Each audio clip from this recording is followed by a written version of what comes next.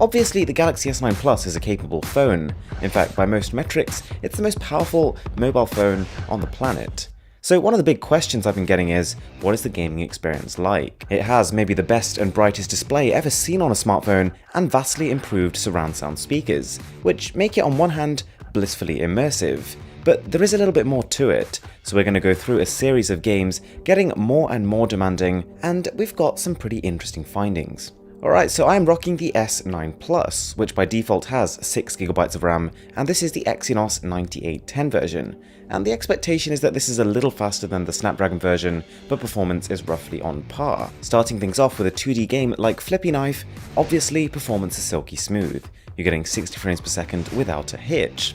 But one thing you may not have guessed is that whilst the display is head-on, one of the brightest and most beautifully colourful displays that makes even 2D games shine, it suffers from a serious amount of glare. If you're outdoors with this phone and you tilt it severely in any direction, the screen becomes much less easy to read. Now bear in mind, this is a problem that occurs with a lot of smartphones. This is not unique to the Galaxy S9, but it's particularly noticeable on this one, and the effect is a little bit more severe.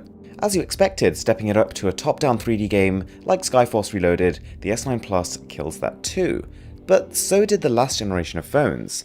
One thing a side-by-side like this does bring to attention though is speaker quality. The S9 Plus has a dual speaker arrangement, with the downwards firing and the earpiece both working together. And the earpiece is louder than you'd expect, louder than a lot of other phones using this arrangement, so you actually get a nice, balanced, directional audio.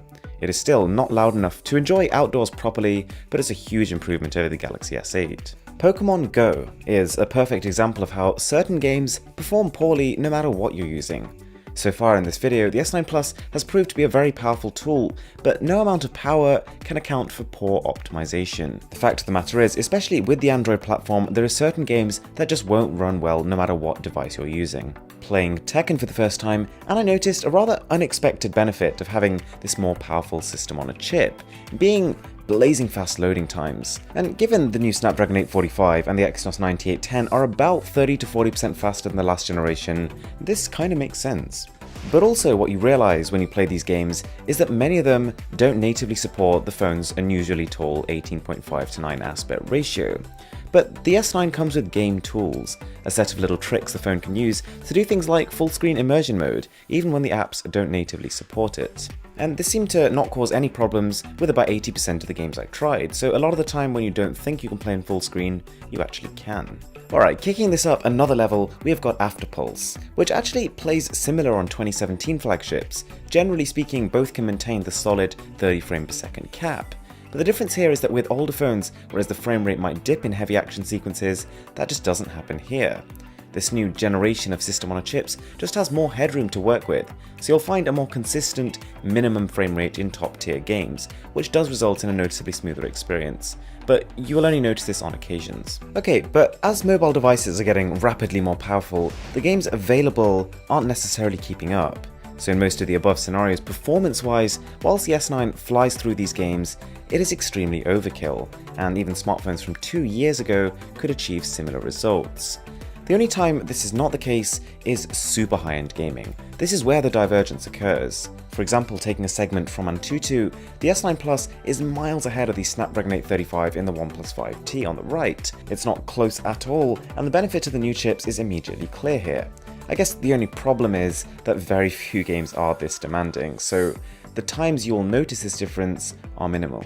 One appreciated feature, which was also in the Galaxy S8, was the ability to lower display resolution, which can actually boost performance even further and save a little bit of battery in the process.